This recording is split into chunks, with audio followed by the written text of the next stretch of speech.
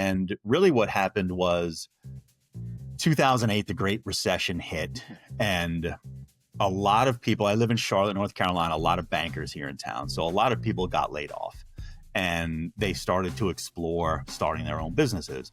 And they were all like, well, I need a website. Could you build a website for me? So I did. And it was just something I did on the side.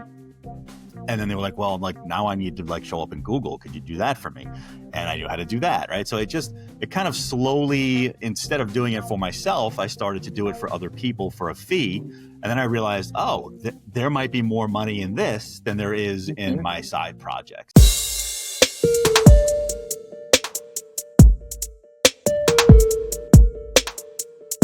Hey there, I'm Jenna Bartoli, and this is a Founders Lab, where I am showing you the smartest and most effective ways to help grow your business through mindset and skills and one-on-one conversations. I invite guests like you and experts across the internet to provide some insights that you can learn from. So today, I got to sit down in a one-on-one with Brian Saemann. Brian is the co-founder of Go Beyond SEO with his wife, Trish. They are based in Charlotte, North Carolina. Now, Brian shares his advice for new agency owners that want to start this year. He also shares a lot of really interesting things on mindset stuff that he specifically goes through and his vision for what he's working on this year. I was also a guest on his upcoming podcast, which is due to roll out in just a few short weeks from now.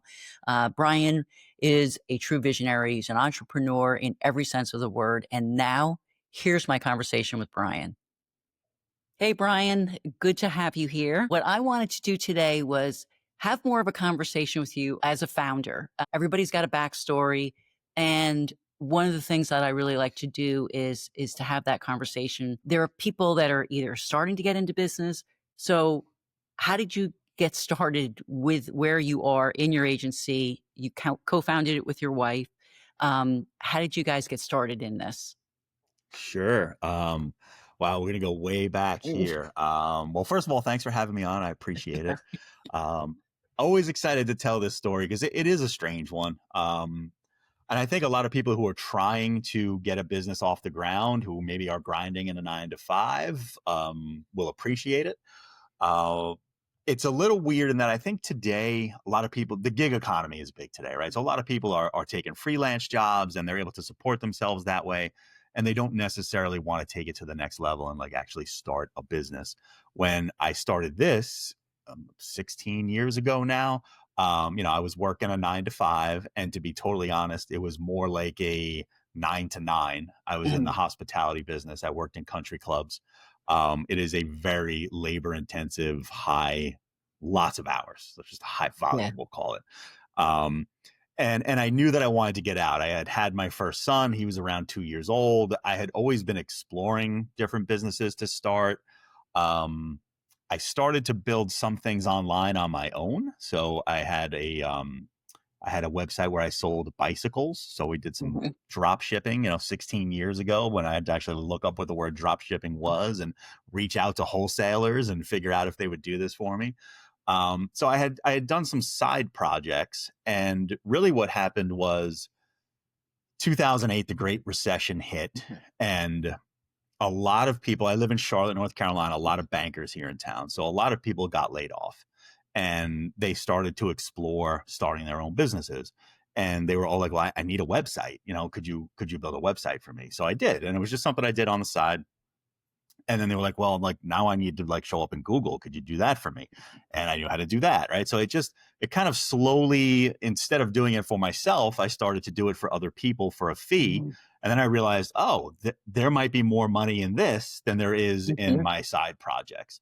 So I actually continued to work full time at the country club for probably a good 18 months before I built the business up to a point where there was enough recurring revenue to come in where I felt comfortable leaving.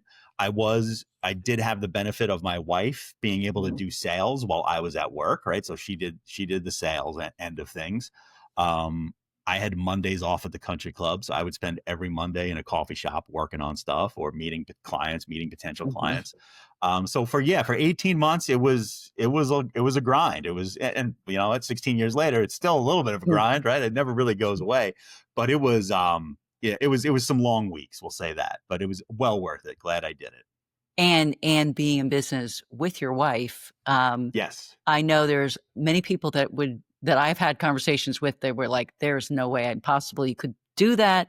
Hmm. I've done my husband is sort of a silent partner, but he prefers to be more silent than I would like him to be, but that's his choice. But I know that can be a challenge. Have you guys kind of figured out, like, and especially because you're both 100% together in on this, do Yeah. you have a difficulty in separating, like, okay, let's not, almost like when you go on a date and all you're talking about are the kids, instead of the kids, you're talking about the Mhm. business? Yes, yes. I would be totally lying to you if I said, "Oh no, we've got that absolutely figured out." We've gotten better at it over the years. I would say we started with some ground rules, and and that one first ground rule really being like, we're going to prioritize the marriage over the business. Like if one of them's got to go, it'll be the Mhm. business that has to go.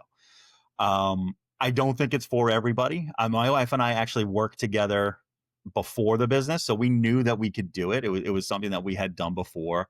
Um, so it works for us. I can't say that it Sure. would work for everybody. I'm glad I do it. There are some downsides to it as well, though. And not even just, going out on a date and all you're talking about is business, which that certainly happens. We've gotten very good at being like, we're not talking about business, that you have to write it down and save it for tomorrow's meeting. Like literally, you have to just write down what you want to tell me right now, get it out That's a of your good brain. And I have practice. to do it too. I have to write it down, get it out of my brain, and we can talk about it tomorrow. Yeah. So we've gotten better with that. But I would say on a deeper level, sometimes, and we've gotten better at this too, but we definitely had stretches where maybe we avoided certain business topics, right? Because we Mhm. did have that rule in place where it was like, we'll put the marriage first, but you can't avoid these business topics forever, right? So it's kind of delaying them was probably an issue for a while, but we did recognize it. Awareness is the first step, I Yeah. guess. So we recognize that and we stopped doing that too. So it's constantly a learning process. We're always kind of evolving how we approach this. It is. It is for sure. But so interesting. Now, in terms of embracing the uncertainty, and love to know your take on that. But I know people look at uncertainty or a risk of leaving your Mhm. corporate life and then jumping into business. Um, my take on it is it's the corporate world to me is far more uncertain. After Mhm. getting laid off 3 times, to me Right. that was more uncertain than bringing on a new client. And yes, maybe they don't renew, or you need to go out and find another client. It never felt as traumatic as the uncertainty I felt in the corporate world. So, do you have a different take on that? Yep. No, no, a similar take. I would say it's interesting. I agree with you. I think that it doesn't have to be more uncertain in the corporate world, Mhm. but it does feel that way. I think there are things that you can do that help you kind of take your destiny into your own hands, so to speak, even in the corporate world. But when you start your own business, you're really taking destiny into your own hands. And to me, that's less uncertain because you're like, okay, I'm going to rely on myself. I don't have to worry about Right. my boss telling his boss that I'm a good employee. I don't have to worry about kissing the right butt. So or not, Mhm. like whatever it might be, right? Yeah. Because every office has its Mhm. politics. It's interesting though. I do feel like a lot of people will trade unhappiness for certainty, right? Like they would much rather be unhappy with what they perceive as certainty. So Mhm. they're willing to take that corporate job even if they know this is not what I want to be doing. I want to do my own thing. But they will take it because their perception is, oh, there's some certainty here. That paycheck comes every 2 weeks. I cash it. I live my life. Life is good. But like you said, I mean, especially in today's world, it's really just a matter of time before you get laid off at least once in your career, right? I mean, it's Yeah. just that's how Yeah. the corporate world operates now. They get fat and then they lay off, and then they get Right. fat again and then they lay off. There's nothing in there's no structure in place to help them learn a discipline around that or anything. So it's just kind of how the corporate world Yeah. works now is they just lay people off when they need to. So if you feel that you're okay with that level of uncertainty, then continue doing what you're doing. But if you have a feeling inside like I think I want to do my own thing, I couldn't recommend more to try it, explore it. You don't have to quit your job and then do the thing. Do the thing. Do it as a side Right. hustle. Do it as a side project and see what it grows into. And if you really have the passion, you'll be surprised where you can take it. Yeah. Yeah, absolutely. Totally agree. But when coming from the corporate world, diving in self to full-time self-employment, Hmm. what kind of hurdles did you experience? Or did you Yeah. experience many of them? In the very beginning, I would say things were good, right? Like we had taken our time. We made sure that, the business was healthy enough for me to take the leap. It was still scary. Mhm. Um, I would say the hurdles come in. It's the hurdles you want though, right? It's like Right. I wrote my own schedule. I Mhm. worked when I wanted to work. I was, especially back then, was more of a night owl, so I could work later at night and not necessarily have to sit at a desk from 9 to Mhm. 5. I tend to do that a bit more now these days, which I don't know why.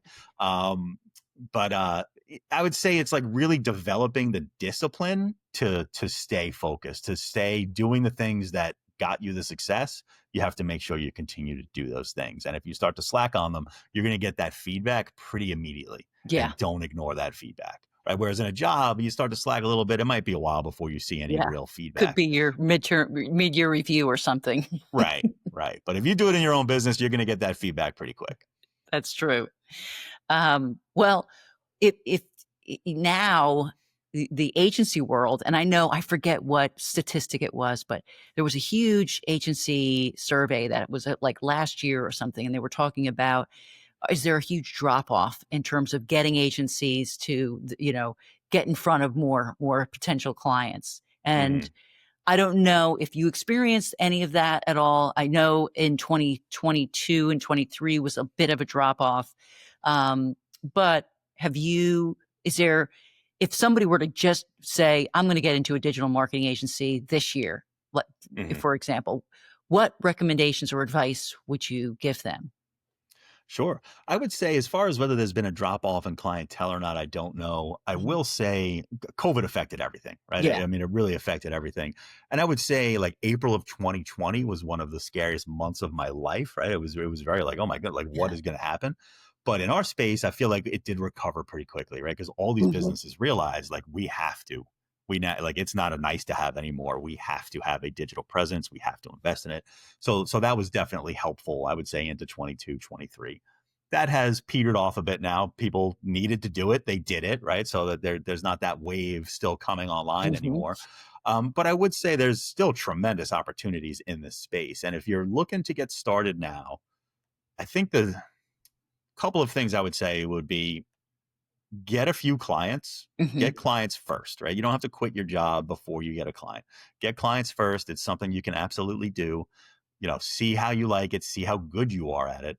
And as quickly as you can, try to niche down into something specific, whether Mhm. that be a specific industry or a specific service offering. It could be something that you just know works really well for XYZ type of business. I was actually talking with somebody yesterday. They have an agency, primarily SEO, but also Mhm. other digital marketing just for therapists. Right now, Yeah. they were a therapist. They were intimately familiar with the problems that therapists Mhm. had running the marketing side of their business. So they were able to build out a product and service suite that really fits well with these therapists and how they operate. Yeah. So I would say the fastest you can do that, the better off it will serve your business. Probably not mandatory, but it'll make your life easier for Yeah, sure. for sure. Yeah, definitely. That is absolutely the case. And it's difficult because I know when I came from Accenture, I had the automotive industry, the telecom, Hmm. CPG. I mean, there was all of these different verticals. And and then there were people even there internally saying, where's the specialization with what you're doing? I'm like, this applies to every different industry. So Yep. it was difficult for me coming out and going into my own thing to say, like, I can help everybody. Well, obviously, if you try to do that, you're going to wind up helping nobody. But Right. yeah, you're right. Yeah, I mean, Definitely. it's a double-edged sword, I think, if you decide to focus. And again, it doesn't have to be a single industry. Like, our focus is not really on a single industry. It's Mhm. more on like a singular product suite. But when you do focus on the one thing, when you repeat it over and over again, you get really, really good at it, right? Yeah. So like the team learns faster. It's you're teaching the same things over and over again, so you're able to pull people in, teach them how to do it the right way. But also, and to your point, I think the way people perceive you when they see that you're doing that same thing over and over again, you're an expert, right? Who makes Mhm. more money, the brain surgeon or the general practitioner? Right. It's the brain surgeon because Yeah. everybody always is expert, and he is, right? And that's Mhm. the thing he does every day, brain surgery. And I think if you can say, yeah, I'm an agency for therapists, or I'm an Mhm. agency for whatever it is, HVAC is almost always Right. the example people use. Right. There's a value in that those people, your target audience, are going to see you as an expert. What fears or worries do you have, concerns when it comes to how search is changing, just Sure. in the overall landscape? And it's been, I mean, I've been doing this for 20 years, and this is the most abrupt change Hmm. and shift. But, what is your thoughts on it? Yeah, but no doubt, this is a huge sea change going on Mhm. right now, and it's hard to tell exactly where it's going to land. Right, we Mhm. just don't know yet. So most of my search marketing is in the local space. Right, Mhm. so it's a local business, brick and mortar. They either go to somebody's house or somebody comes to them. The changes have been, I would say, a little lesser in that space. I Mhm. feel like local has almost become Google's cash cow a little bit, Mhm. where they're like, okay, they came out with local service ads a few years ago. They figured out how to use them and they started scaling them across different industries. So now it's like all of your home services, a lot of your professional services all have these local service ads. You're not seeing a tremendous amount, at least not yet, of like AI overviews in local Mhm. search. It does happen. I have seen it, but it feels like it's more like, oh, they just threw that in as a test because you keep looking and it's hard to come across, but you Yeah. can come across it. So I would say really the biggest change that we've had to make in the last say 2 years, we did have a very big, strong focus on organic search and creating the content for that organic search. But because of things like local service ads and the map Mhm. pack and the people also ask questions, those organic listings are getting pushed further and further down the Yeah. search engine results pages. So you cannot rely on just that anymore. Yeah. So what we've been doing is taking way more of a blended approach and really just reviewing search results with our clients and saying, okay, and if somebody types in whatever would say, plumber in Charlotte, this is what they're going to see. Mhm. These are the LSAs. You're not running LSAs. Do you want to? You may want to consider it, right? This is the pay per click. This is the map pack. And just let them know these are all the different. It's almost like having 5 different SEO things just on one search engine results page, right? So you have your Right. LSAs, your PPC ad, your regular PPC ads, your map pack, your organic listings, your people also ads, like all of it's there. So you got to try to appear in all of those places. Yeah, absolutely. And I had seen somebody else run a test, when they were looking at ChatGPT and just Hmm. or Perplexity and just asking who is, a good plumber locally. And Hmm. they found that ChatGPT in particular was really heavily focused on the Google reviews, which Right. does not surprise me. And Hmm. sometimes even in Google, the Google reviews, somebody might have more show up a little bit higher and not have as many reviews as somebody else. So Right. it that's interesting too. But that's good. Yeah, that's that. And I Yeah. think e-commerce has also seemed to be pretty much a safe space there too. Yeah, Mhm. e-commerce, I would say Google's been more of a disruptor in the e-commerce space Yeah. than chat really has yet, right? Just as far Mhm. as, shopping ads, product ads, and lots of different kind of products and services that Google has put out for e-commerce websites for sure. Yeah. Oh, that's great. So when it comes to, we were talking about just getting into your business 16 years ago. How often are you experiencing any of the mindset stuff that Hmm. typical people in business do encounter? Sort of like, is sort of a dip kind of a thing where you're just like, hey, I need to take a mental break and just like get out of the office? Do you do any kind of like, got to maybe go to a coffee shop or just get out of your space entirely? So how do you deal with Yes. with any of Y- that? yes to all of those things. Yeah, definitely still every day deal with mindset stuff. I think if you're going to be a business owner, an entrepreneur, it's just something you're going to have to accept that you're going to Mhm. have to deal with this every day. It's fun. Like it's Mhm. the kind of things that I like concentrating on. And I figure the more I do it, the better I get at it. Whether that's true or not, I don't know. That we'll leave that to other people to decide. But yeah, actually, it's interesting. Before we jumped on here, I knew you were focusing on the founding. I actually like wrote, and to call it a book is way too generous, but it's like a pamphlet or something about the mindset shifts that I had to take to jump from employee to entrepreneur. So I just looked at it before we jumped on just to take it, and I'm like, man, I need to read this every day. Yeah. Like there are some real mindset shifts there that you do have to take, and like the thing I was reading right before we got on was two things. One, you already mentioned the dip, and Mhm. I had a piece in there on Seth Godin's book, The Dip. I don't know if you're Yeah. familiar with that one, but I think that skill is imperative because as an entrepreneur, we do have a tendency to get shiny object syndrome, and we'll have this business that's performing well and making us money and doing, but we get bored, right? Like we Yeah. want the next thing. Yeah. So we look at that shiny object and we think we're going to turn that shiny object into a business of the same caliber and size. And what often is the case is it really just becomes a distraction. Mhm. You kind of lose your main business a little bit. Then you go, oh shit, I gotta get that back up, and you go back. But having the skill to say, you know what, this is a distraction. I just need to Yeah. leave it alone. I realize that lots of people are going to have success with that, and that's great. But I'm not going to be one of them because I'm Yeah. having success over here, and I need to keep my focus over here. That's one of the biggest skills I think we have to I focus totally on and really agree. lean into. Yeah, absolutely. That is that one, and which you do not have because your wife is in with you, is the sort of aspect that as an entrepreneur, you have this you're kind of going it alone kind of a thing, where Hmm. in my situation, my spouse is like, "I got something else going on over here," so he can't relate in that way. Right. But it's interesting, and that's why there are mastermind groups and other Hmm. business groups of just people just focused on business kind of things. But that's interesting. Yeah, you might want to Yeah. update that and get that out to more people. Yeah, I should. I mean, that was my original plan, and I just kind of wrote it out, and I felt good about it, and then just never took it. I don't Yeah. even think Amazon had like a self publishing thing going on back then. Yeah. Maybe they did. I don't Yeah, remember. yeah. Um, I don't think they have, but yeah, it's yeah, great. but it was just something I felt I needed to get out, right? So it was just different mindset shifts. And the other one I was looking at besides the dip, and I think you'll relate to this one too. It was just like a mental thermostat, right? So Mhm. wherever we are in life, we kind of think like that's our level of success. And if we start to do really, really, really well, and we're heating up, so to speak, we might trip something in our mental thermostat that's like, whoa, you're getting a little too big for your britches here. And we kind of like bring that Mhm. success level down. And then same thing conversely, you start to slack a little and you realize, whoa, it's too cold, and you got to get back up.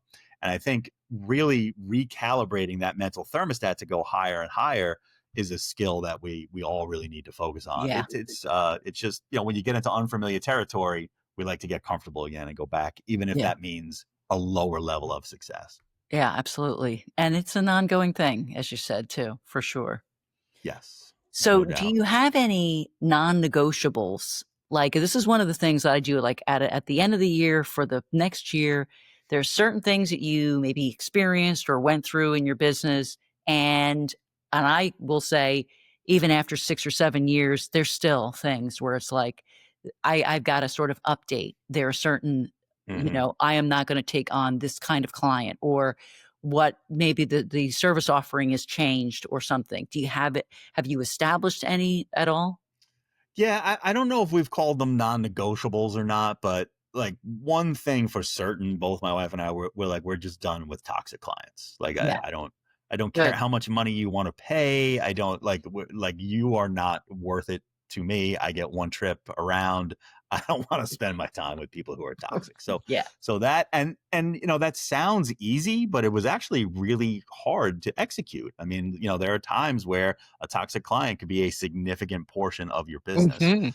We definitely did run into that. We do some white label work, so we were working with an agency who, the agency owner was just a toxic guy, Ah, but we had 6 clients through him. So it was like, okay, like, whoa. how are we going to manage this? Right. And we just had to, it took a while. We worked with him for probably 3 or 4 years before we just, we're like, we're done. We have to Yeah. pull the plug on this. And it's amazing because every time, and it's funny, I'm not for toxic reasons, but there's a client right now that I'm considering, like, is this worth it to me anymore? It just might not be. And there's a weirdness, like it sounds arrogant to think of it that way, like, oh, is this client worth it to me or not? But at some point a client can hold back your business, and I might be in that current situation now, because I was just about to say, like, every time you do it, you kind of like rid yourself of that kind of issue, especially a Yeah. toxic client. You'll find, yeah, you have that slow dip, but then it's all of a sudden you've got all this energy and you go and you go even higher than you were. Yeah. And I might have just talked myself into the fact that I need to maybe let this other client go as well. So again, not for toxic reasons, but there's just a point where it's not serving the business anymore. Yeah. Well, glad I could help. I didn't know I was coming to therapy today. Exactly. Now, we can't have a conversation anymore now without AI coming into the conversation. So Sure. what are some of the things that you really, your favorite things about the whole AI revolution? Yeah. I think it's just going to make all of us a hell of a lot more productive, Yeah. right? Like there's just a productivity level that I know I have seen for myself that has gone way, way higher. There are services that we either couldn't or stopped offering just because the price points were Mhm. too high. Like blogging being one of them. It was Mhm. just like, bloggers wanted $500 for a blog post. And it was just like, I can't tell my client in good faith that Yeah. they need to post eight blogs a day. Now, does that mean you can go to ChatGPT and be like, hey, write me a blog post? No, you absolutely cannot. There is that balance of you need a writer and you need an SEO Mhm. and you need that level of expertise to figure out how to do it correctly. But yeah, it definitely makes you way more productive. And honestly, it's like a little bit more fun. Like I kind of Yeah. like going to, I use Claude and ChatGPT a Mhm. lot, both of Mhm. them. And I think of them as like an intern Yeah. where I have to give them very specific instructions and I treat them like they don't know anything. And I'm constantly asking, are you sure about that? Because man, they will give you stats. They will just pull it out of thin air. And it's like, are you sure that that's real? Can you cite that reference? Yeah. Oh, you're right. I'm sorry. That was not true. Yeah. So I treat them as an intern, but then also you can treat them as a mentor too, or a coach. That's Like, right. hey, I'm doing this. I listened to your episode on the sales calls where you were asking ChatGPT, hey, what Yeah. other questions could I have asked? It actually makes the job more fun. Like I Yeah. feel like I'm learning more on the job. And there are some skills that I've slightly developed over the years, like copywriting, Yeah. direct response copywriting. I really enjoy doing it, but now using chat or Claude as an intern to help me with it, I'm like, oh, this is like fun again. Yeah. It So is. so yeah, Yeah. it's been neat. I totally agree. In fact, I remember it was early January, February 2023 when OpenAI just really kind of rolled it out, and it was just so early. Hmm. And I remember the first thing that was exactly what I was thinking was this is literally an intern that you cannot put in front of your client. Like that's Right. exactly like here you do this grunt work, review all of this, Hmm. analyze this stuff, but I am not putting you in front of my client. Like, it's No, it just will flat out lie. oh, Yeah, it will totally. flat out Yeah, just make things up to please you. And it's like, exactly. look, I don't want you to make anything up, you know? Well, Um, yeah, and in fact, what I do yeah. now is say, "I want you to be critical about what I'm gonna," Hmm. like, "Here is some data, critically look at this. This was my recommendation based on the data here, challenge me a little bit." And so it is Yep. fun to kind of see, it's like, "Whoa, okay, you did a good job with the challenge." So Yeah. But it's great though, right? I feel like when we're learning on the job, it just makes everything just it just makes it better. It's more pleasing. It's it is, more yeah. fun to work. But on the flip side, is there something you absolutely hate about it that you just feel like this is just a nightmare? I don't know if I run into anything that's been a nightmare. You can't take a first answer. You Yeah, 100% just right. cannot take you have to go into it knowing I try to be as like I have prompts that are pages long now for certain Yeah, tasks. So like that's been kind of neat that where you could write a prompt out that might be a page and a half long, but especially if you ask it to do it two or three times, it starts to get into a rhythm and you're like, oh, it really knows what it's doing. But even then, just taking the first output almost never happens. yeah, So I would say that's one thing that's mildly annoying about it. Can't say I absolutely hate it. I find it interesting. So I have kids 16 and 20, and they're more skeptical of AI than I That's am, interesting. which is Yeah. interesting. Yeah. But I think that generation is more skeptical, period. I know, like, I've got some nieces and nephews that age, and I'll always ask them, "How are you searching for things? What are you looking for?" Like, I'm constantly, like, using Hmm. them to get how the way that that generation is actually looking at things is way different from any of the past generations. That Yeah. the way that we've been using the internet for all of these years is Hmm. just so much different.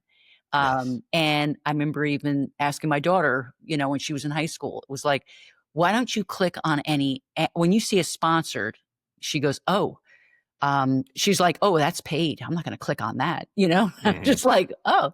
But even if it's a relevant result, she's like, "Oh, no." And it was this Hmm. whole, I trust the organic results because they're just paying to be there. I'm like, "That's interesting." Learning a Yeah. lot from a different generation of how they're Yeah. looking and experiencing search is quite interesting. Yeah, they're savvy consumers of it for sure. I mean, I think even us, like for us, we were not in high school when we Right. started using Google. But even then, I think it's only like around 10% of Google searches, people click on the ads. So there's a skepticism everywhere around the sponsored. True. Um, but yeah, I do think the next generation, we'll call them whatever it is, Z or Alpha, See, whatever they yeah, are, right. they know what they're doing. they Yeah. they understand like the economics behind how Mhm. these things work. They understand exactly what's going on. I mean, even I think back to watching television, right?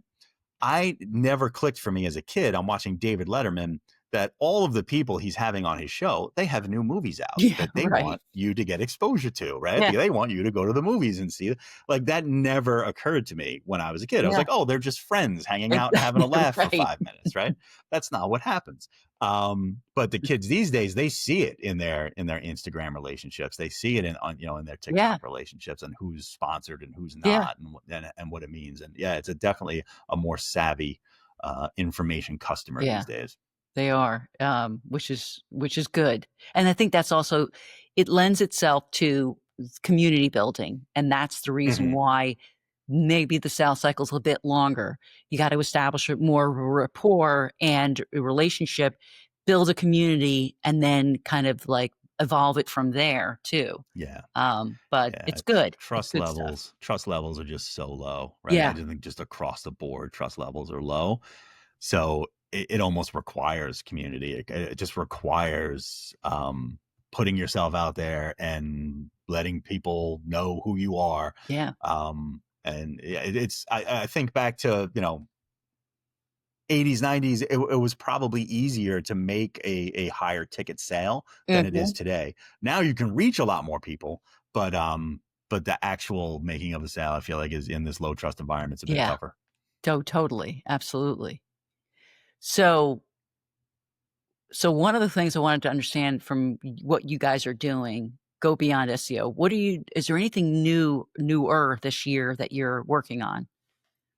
Yeah, a couple of things. So I did mention the blended search. We Mhm, really have done a focus on that. So it was going back to a lot of our clients and just being like, look, you're doing really well in this one aspect of SEO, but mhm. these other aspects have become super important too, and just educating them on that.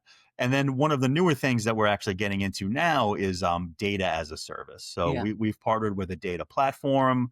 We are able to build intent based audiences and use those in advertising, because what we're seeing on the Google side, a couple of different things. One, everybody knows Google works, so it has gotten super competitive. Mhm. And then also with all these AI changes and with the different changes in the way Google's showing things, so many zero click searches these days, like Google's not enough for most folks anymore. Right. So what we're able to do is build these audiences of folks that are, see, because Google's always the bottom of the funnel, right? If I Mhm. type in emergency plumber, I'm ready to hire an emergency plumber. If I'm on Facebook, I'm not thinking about an emergency plumber. There's no real point in Right. that plumber advertising to me. But if I'm in market for a service, and through my search behavior, I'm demonstrating that I'm in market for that service, then advertising to that person on Facebook does make sense. Mhm. So that has been something that we've been getting into a lot this year. That's So we're great. seeing some great results. So it's something like I have a couple of commercial roofing clients that I would never I would never tell them advertise on Facebook. It makes no sense Right. until we were able to develop these end market audiences. Yeah. So yeah, we're seeing some good Really results there smart. so far. Yeah. Good. That's great. And my final question, what is one resource that your business requires in order to run smoothly? It could be a person, could be software, anything. Interesting. One that it requires to run smoothly. Hmm. So, I mean, we've got several softwares, right? So we use Yeah. Basecamp as our project management Mhm. software. That makes life way, way easier. We actually moved away. Talk about shiny object syndrome. We had Basecamp 15 years ago. We were like, that was when we graduated out of email, right? So we Good. graduated out of managing the business in email into Basecamp, used it for a long time. Then we had an employee be like, oh, well, teamwork looks cool. So we went to Mhm. teamwork. And then another one, oh, what about ClickUp? So we went to ClickUp. And finally, we're like, we're going back to Basecamp. Yeah. Like, no more. Boom. It does everything we needed to do. So we went back to Basecamp actually earlier this year. So that's definitely one that Oh, I good. will Yeah. proudly recommend. I feel That's like a it's got all the bells and whistles you need without a lot of the stuff that just drives you nuts. right. Um, Old school. Yeah. yeah, definitely. And then I don't really know of another one. I mean, I think cooperation, communication, a Sure. lot of things like that we all need. I Mhm. do think you touched on this earlier. Time to recharge and Mhm. time to like give yourself a break, right? Like Yeah. unplug for a minute. It's really, really hard to do when you own the business. I think to the point where it's actually been detrimental, not like just to me, but to the business. Like Mhm. sometimes you're better off letting go a little bit and being like, hey, like other people know how to do things, let them do those Yeah. things. And so I think, really having that time to recharge and take a look at just have a minute to think about the future or where the business is going or where you want it to go and all of those things is really important. So important. Absolutely. It totally is. Well, thank you, Brian. This was a lot of fun. So if somebody wants to get Yeah. in touch with you, and I know you got a new podcast coming out, where should they go Yeah. to get in touch with you? And then you can maybe promote your podcast a little bit too. Sure, sure. Well, you were kind enough to be a guest on my podcast. I really appreciate that. So, it's called Scope Shift. It should be coming out, I would say. I mean, we're recording here in mid-June. I'm hoping to have it going by early July. So, Excellent. Great. I'm in the editing bay right now. That's good. So we'll get that going. So yes, Scope Shift. It'll be available on YouTube, Spotify, iTunes. All those spots. Good. The best spot to reach me, I would just say, is LinkedIn. Mhm. Brian Saemann on Yep. LinkedIn. And then, of course, at gobeyondseo.com, Yeah. check out what we're doing there and reach out there too. Very cool. I Well, mean, I'll make sure em I put all the links in the show notes, of course. yeah, no worries. I tell you what, I had a guest on my podcast do this recently when I asked that question, and he just gave his cell phone number. So Oh, wow. Okay. 704-804-3287. There If you anybody go. wants to reach out, we'll see. Yeah. We'll see what Wait, happens. give the number again. 704-804-3287. Very good. So that's my Excellent. personal cell. Anybody has a question, shoot me a text. Very good. Nice one. I like that one. I'll have to steal it myself. Yeah, I was gonna say he kind of blew me back with that. I'm like, oh, so this is Okay. my first opportunity to try it, so I'll Okay. try it here. All right, Brian. Well, thanks so much. And I look forward to seeing your podcast and hopefully have you on another time. That sounds great, Janet. I really appreciate it. It's been a great conversation.